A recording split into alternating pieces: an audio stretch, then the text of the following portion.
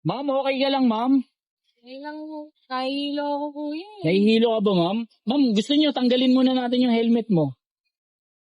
Tanggalin muna natin Ano ba to kuya? Ano ba yung naman? helmet.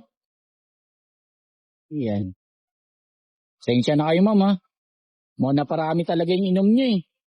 Nahihilo ako kuya eh. Ano, ma'am? Kaya niyo pa, ma'am?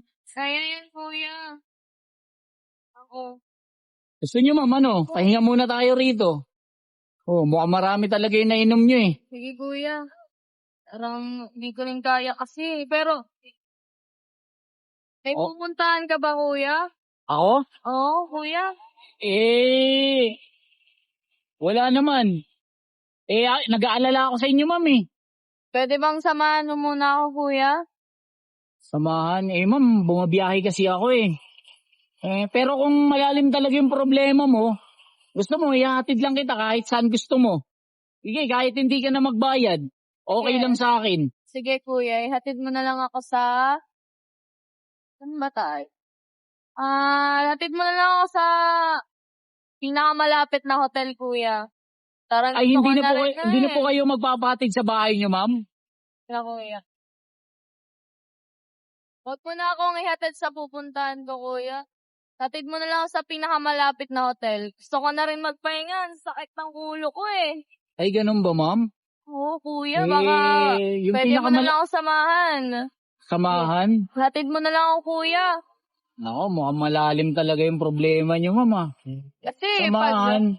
pag Okay, ihatid okay mo lang ako, naman, ma'am, na ihatid kita ron. Pero yung samahan kasi, baka magtagal kayo, ma'am, eh. Baka hindi ako makasabay sa inyo, ma'am. Hindi kuya, mag-uusap lang naman tayo kuya eh. Parang ayoko na pumunta sa pupuntahan ko. Mas parang lalo kong mahihilo dun eh. Ganun ba, ma'am?